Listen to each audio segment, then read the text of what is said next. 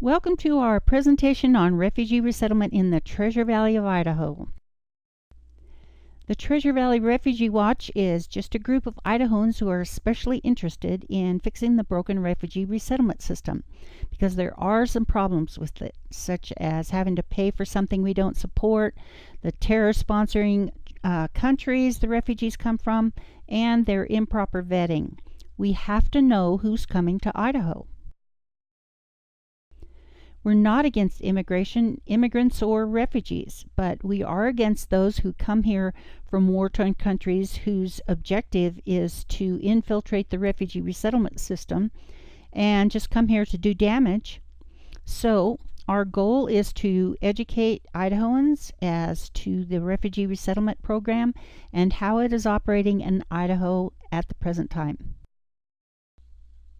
In October of 2015, we started a petition drive to get an advisory question about refugee resettlement on the May ballot. We collected 3,300 signatures from people who wanted everybody to be able to vote on this question so that our elected officials could know unmistakably what public opinion is regarding refugee resettlement. So the petition signers, they voiced 4 major concerns about the refugees coming here. One was security, then public safety, financial burden, and the negative impact on the community. We will cover each one of these separately. The number one concern was security. Do we really need to accept all of these refugees at this time? We don't think so. How often do you see large numbers of women and children in these refugee photos? The majority of the refugees coming here are military-age males from the ages of 18 to 35. There's been a number of congressional hearings on refugees, and here's some of the quotes from the officials that attended those meetings. Barbara Strack, Homeland Security Department Refugee Affairs Division Chief, said that over 90% of Syrian refugee applicants get approved despite the absence of background information. Department of Homeland Security Secretary Jay Johnson said, "It is true that we are not going to know a whole lot about the Syrians that come forth in this process." And why is that? No background information. Here's a familiar quote by FBI Director James Comey. "Nothing is going to show up because there's no record of that person. Nothing has been collected, and we can query the databases till the cows come home and we won't find a thing." And then there's James Clapper, Director of National Intelligence. An obvious understatement when he said, "We don't obviously put it past the likes of ISIL to infiltrate operatives among these refugees." And why is that an understatement? Because ISIS promised to infiltrate the U.S. refugee resettlement program. And even recently in these countries, and more by now, ISIS operatives have repeatedly attempted to infiltrate the refugee flow, and they have done it very successfully, I might add.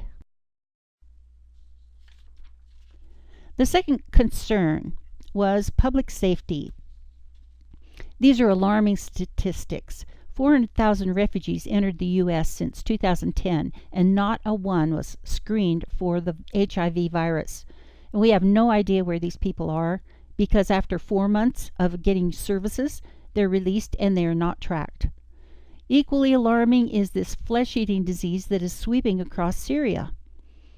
A recent news article said that Boise has even more Syrians than Los Angeles and New York City combined. Well, we have a lot more scheduled to come here from Syria. Between 2011 and 2015, 7 refugees with active tuberculosis were diagnosed shortly after their resettlement in Idaho. Now, these people are supposed to have medical screenings before they leave for the United States. So, tuberculosis, it's highly contagious, and these refugees could be anywhere and could have infected any number of people. Also, there's 8 diseases on the rise in Idaho in the Magic Valley, and 2 of these, as you will note, are sexually transmitted diseases. And the Magic Valley is where Twin Falls is located, which just happens to be the other major destination in Idaho for refugees. Did you know that there is already a federal law on the books that addresses diseased aliens coming to the United States? It says that they are ineligible if any alien has been determined to have a communicable disease of public health significance. Well, don't you think all these diseases are of public significance, and yet the refugees just coming to Idaho just keep pouring in? You've most likely seen this first incident, a sexual assault of a 5-year-old girl by 3 refugee boys in Twin Falls just this past June. And a second assault, sexual assault in Twin Falls as well by a refugee was done to a mentally retarded woman. You know, there's plenty of proof in other countries that this behavior is commonplace and is actually acceptable among the refugee populations. In fact, in one refugee rape account, when he was asked why he did it, he said, "I was having a bad day. And besides, it's only a woman." There was no violence in this refugee-related incident, but when it happened, the patrons panicked and ran toward the door. This incident may not seem very serious, but let's count them up now. We've had one incident in June, this incident in July, and another incident in August. You see, it's the accumulation of refugee-related incidents that causes concern. How many American towns have their own local resident convicted of terrorism? Well, Boise is one of those. One of his projected targets was a Boise park, and if he'd had enough bombs, he wanted to kill a lot of military or everyone. Well, sure, he was fined and sentenced, but it was pretty minimal compared to the destruction he might have caused.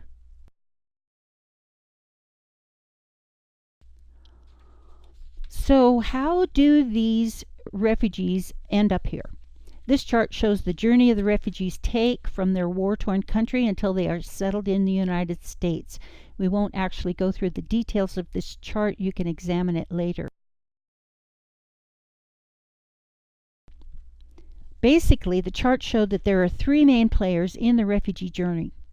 They are the United Nations High Commissioner of Refugees. He chooses the countries from which the refugees come and the numbers. Number 2 is the United States State Department Refugee Resettlement Director. He's informed by the United Nations High Commissioner of Refugees of the refugees that are in the pipeline headed for the United States. And then 3, in Idaho in particular, Janus is a non-governmental, non-profit health and human services organization whose national headquarters just happens to be in Boise. And one of the Janus programs is the Idaho Office for Refugees, and that office contracts with the local refugee resettlement agencies, which we will look at later. Now, do you notice anything different, anything missing here? The refugees are coming to Idaho, but there is no Idaho governmental involvement in the refugee resettlement decision. Yes, taxpayer money is being spent, but no Idaho elected officials have any oversight. There's no transparent accountability and no taxpayer input. So basically, the books on refugee resettlement in Idaho are closed. Major concern was the financial burden it places on all of us. Let's take a closer look at Janus. It is a non-governmental refugee resettlement contractor. It's the umbrella organization over Idaho, and it distributes the taxpayer money, but it's without any oversight or accountability. Here you have a non-governmental organization distributing governmental taxpayer money. Janus received $12 million this year, and it has received for a number of years in tax grants for the 80 county refugees. And of that $11 million, almost $6 million of it goes for staff salaries and benefits. So you see, less than half is actually going towards the refugees. You might hear the Idaho officials say that no Idaho money is going into the refugee resettlement. But look at these statements this statement by the Office of Refugee Resettlement and the Governmental Accountability Office. They say that in reality, the costs of the federal refugee resettlement program, now it has been shifted from being federal to the state and local governments because the federal government has chosen not to appropriate enough money to pay for its own program. How about that? So very soon, all of the costs of the refugees will be landing right in our own lap. Here are the 4 agencies in Idaho. 3 of them are in Boise. We have the Agency for New Americans, International Rescue Committee, and World Relief Treasure Valley here in Boise. The College of Southern Idaho Refugee Programs is operated out of Twin Falls.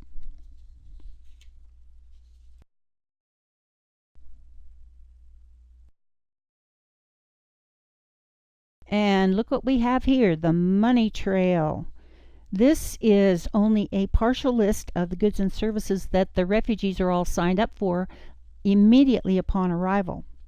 We've got food, housing, childcare. They even get cash and matching savings, new cars, education, healthcare, legal services, lobbyists. They can have a business loan that they are never expected to repay. They also get fast-track to citizenship and basically payment of all their bills. And these benefits far outweigh what the welfare recipient who is a United States citizen receives. And here we have the grand total of what is coming out of your back pocket every 5 years without your knowledge or consent. $64,000 per refugee and $260,000 per household of 4. And this is really so wasteful because it's already been documented that for the same amount of money that they can pay for one refugee being taken care of in the United States, they can take care of 12 of them in their own region. With all of the adult refugees coming into Idaho, there's even a larger number of children that are coming here, and they pose a very heavy financial burden on the Idaho school systems. We get 200 new refugee students every year in addition to what we already have, and in the school year of 2015 and 16, we had a total of 1,019. Also during this same school year, there was a $860,000 impact grant to the Boise School District, which included LEP, which means Limited English Proficiency. And because these refugees have limited English proficiency, of course they need to hire 22 more teachers and 23 additional paraprofessionals just to assist the refugee students. So you can see this is a very, very expensive program for you to have to fund. I'm a retired secondary biology earth science teacher, and I've been substitute teaching in the Boise School District for 8 years. I began to notice that there was a lot of what I considered foreign students because I didn't know about the Refugee Resettlement Program. I thought it was pretty interesting, so I started listening to what the teachers and the volunteers were saying about the students, and I wrote them down. Here's some of their observations. I won't read them all. Number 5 says, the refugee students are taught English until they are fluent. With 2 fluent languages, they have an unfair advantage over most American kids when they get into the job market. And number 7 says, teachers have to dumb down the curriculum every year to accommodate the refugees. The teachers can't flunk them because they are students in these must-pass schools.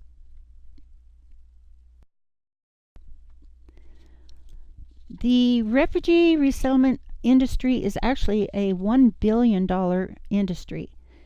Each of the agencies receive $1,800 per head for the refugees that they process, and the same amount for each member of their family that is imported to the United States later. Of the 4,650 refugees resettled in Idaho from 2011 to 2015, there's a lot more than that, because remember, the program began in the 1980s. The Heritage Foundation found out that for every 10,000 refugees over their lifetime, it will cost the U.S. Treasury $6.4 million. And they will be low income, so they won't contribute much back into the system. So multiply $6.4 million by 100,000 or 200,000 refugees that are being called for now. And you can easily see how the refugee resettlement costs, which are, remember, being shifted to Idaho, we are in danger of bankrupting our own state. Since, for the most part, over the last 30 plus years, the Refugee Resettlement Program has operated covertly, the American public has not noticed the powerfully negative impact it has. Persons to do research on the refugee resettlement industry and publish her findings is Ann Corcoran. She lived in a small eastern town where they dumped several hundred refugees without any prior notification.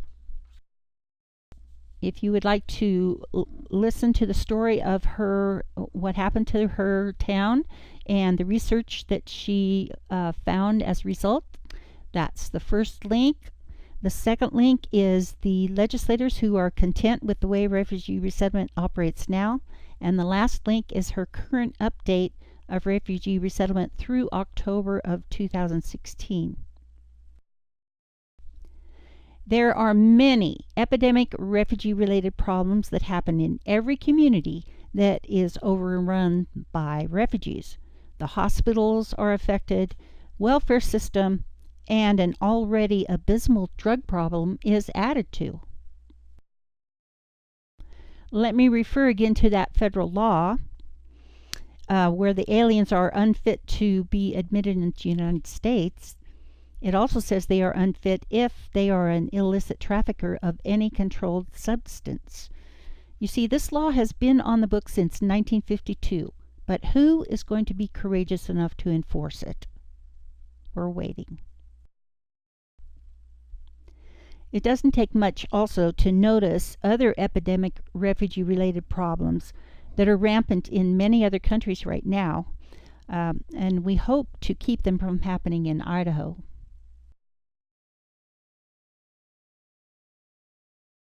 Why are the refugees coming to Boise in particular? Well, Boise is considered by the United States State Department and the Office of Refugee Resettlement to be a preferred community. Notice the photo on the left. That is Boise downtown on the Grove, a beautiful area. Well, do you want downtown Boise to deteriorate into looking like the photo on the right? This is how Dearborn, Michigan looks, and worse. So, is Boise next? Well, with the continuing flood of refugees coming to Boise, the likelihood of it happening is imminent unless we intervene. Looks just like a house in my neighborhood. The only difference is that instead of hanging the clothes on a pole, they hang it on the fence. And they have indoor furniture outside on the lawn for many weeks. There was, 6 to 10 cars parked all around the house, and you could barely squeeze by on the narrow street. A friend of mine lives in a neighborhood where she has refugees living right next door to her, and they are always throwing chicken bones under her shrubs. These are very common practices and behaviors in refugee neighborhoods, and you will notice that. My friend is very concerned, as well as other neighbors of hers, that their property values are declining. And I would also like to mention that in the last couple of weeks, I have seen about a dozen refugee men, large and of military age, like I mentioned, walking at various times of the day on a very busy street near my neighborhood and also in the park.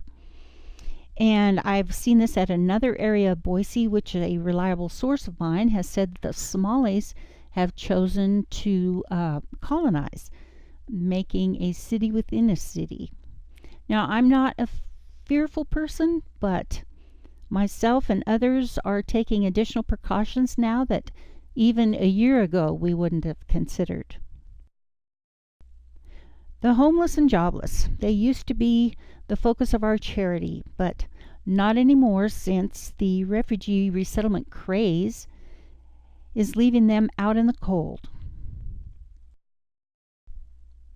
Some corporations in our state who are hiring do not think of hiring Idahoans first. And why is that? Because there is no money in it for them. But if they hire refugees, the government gives them a $2,400 per head tax credit. So you can see why entry-level and low-skilled jobs are going to the refugees first.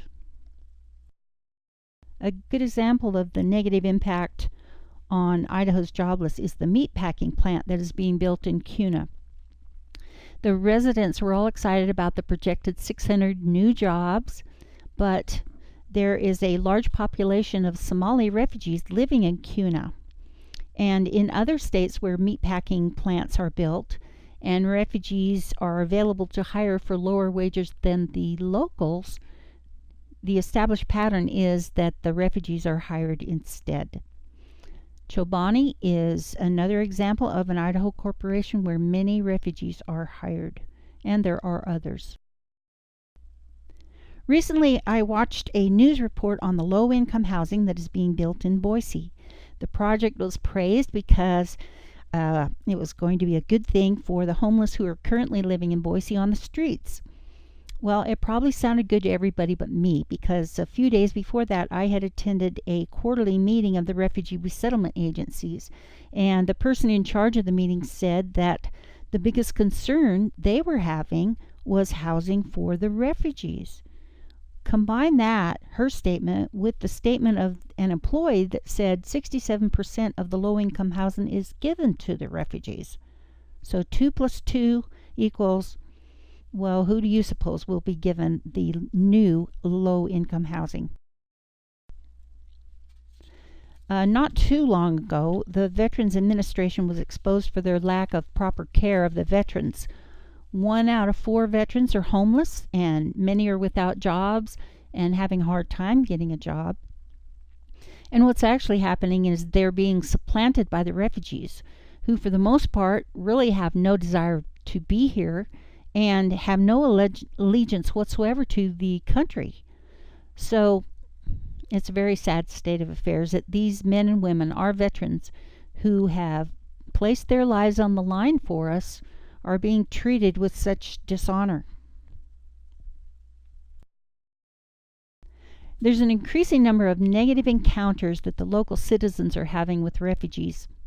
They might not make the 10 o'clock news, but they are happening. We included 4 examples from our conversations that we had with the petition signers, and you can read them later. I will just run through them quickly. One was from a bar owner in Kuna, a young couple who had had previous experience with refugees, a person who had a refugee neighbor, and a French American who made an observation about what was happening here and its similarity to what happened in France. Now, we're not the only ones who oppose refugee resettlement. The Zions Bank conducted a poll, the Dan Jones poll, where they found that most Idahoans are against taking Syria. Also, in opposition to refugee resettlement, the Idaho Republican Party State Central Committee, at their winter meeting last January, they passed a resolution, and the title of it was a resolution opposing the relocation of refugees from the United States Refugee Resettlement Program in Idaho. There is also a federal law that governs how refugee resettlement is to be conducted in a state. There is supposed to be at least quarterly consultations between the refugee resettlement agencies and local government officials regarding the sponsorship and intended distribution of the refugees, and that's supposed to happen before they are placed in the states and the cities.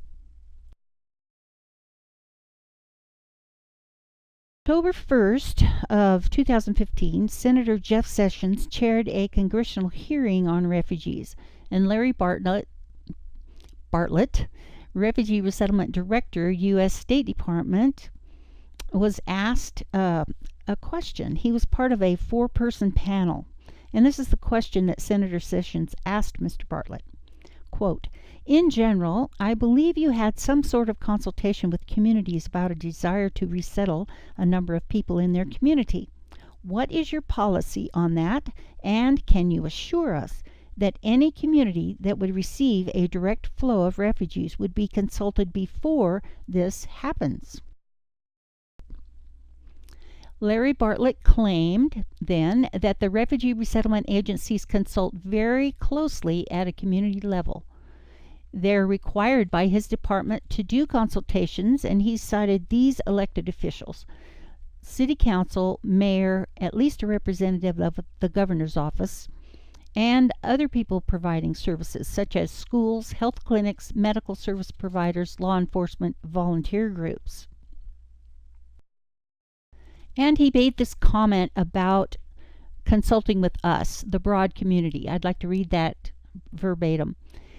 "We want to talk to the broad community, not just the people who are involved exactly in the refugee program or resettlement program, but also people who are affected by it.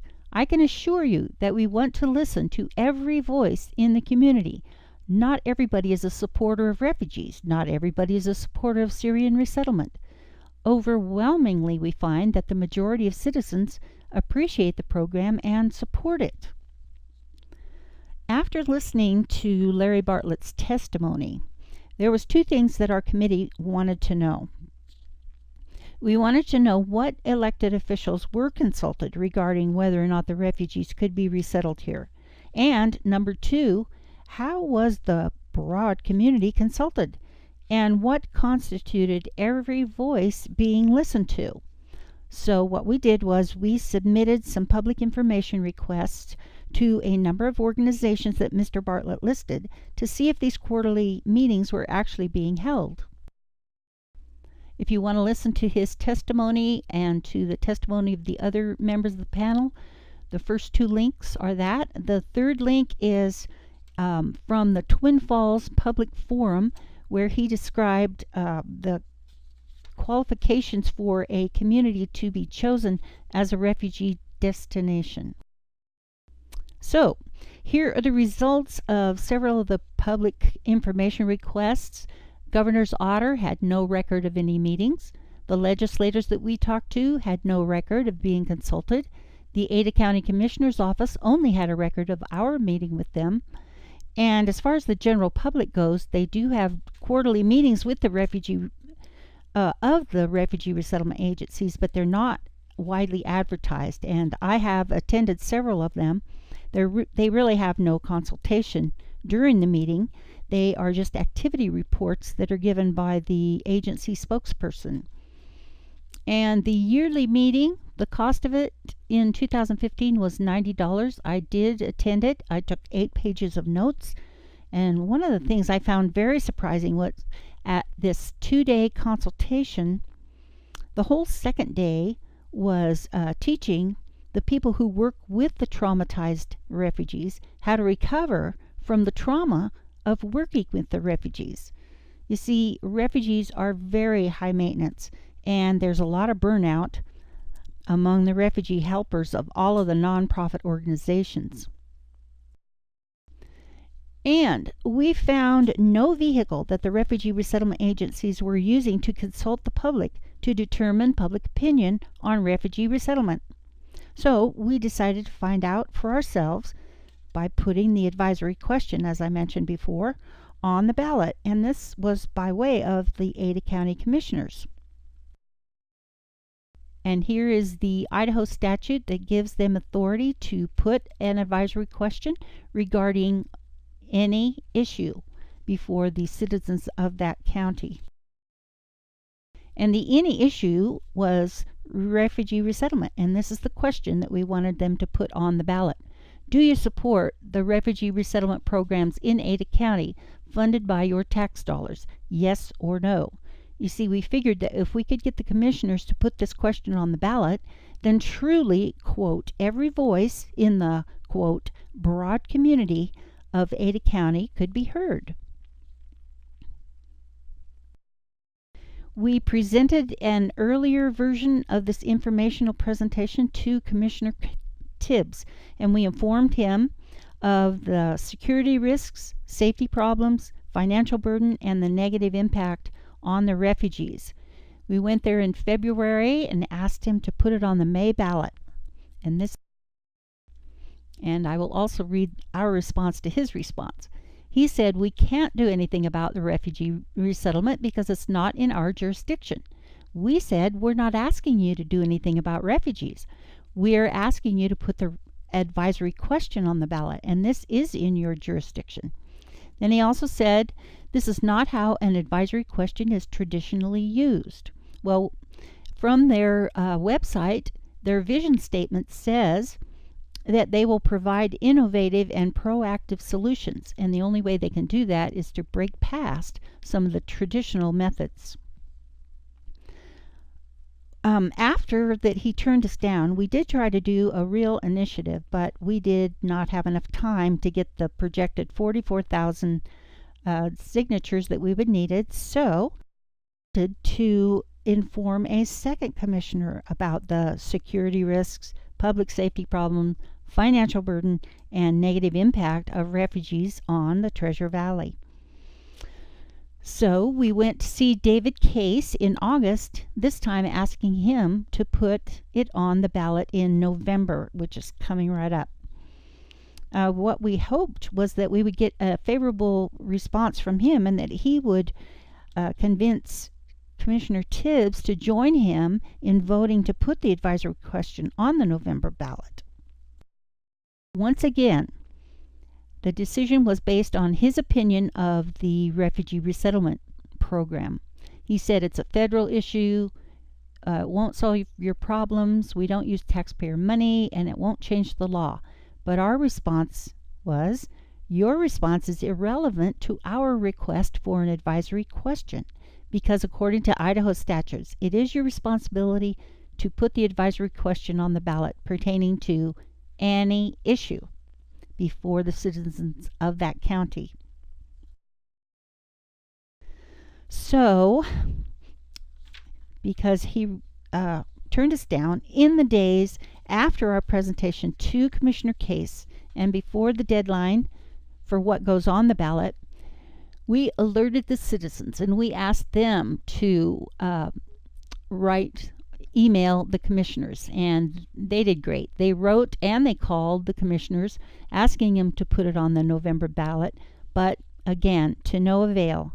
They ended up sending the citizens a boilerplate response letter, turning them down as well. So, because the commissioners would not put the advisory question on the ballot so that we, the people, could advise our legislators on public opinion regarding refugee resettlement, we, the people, are going to have to go directly to our legislators. So here's the conclusion that our committee came to. The Idaho legislators need to be advised of public sentiment regarding refugee resettlement before the January 2017 legislative session begins, so they can pass the appropriate law to protect the people of Idaho from the damage this covert, unmonitored, and unlawful refugee resettlement program will bring upon Idaho if left unchecked.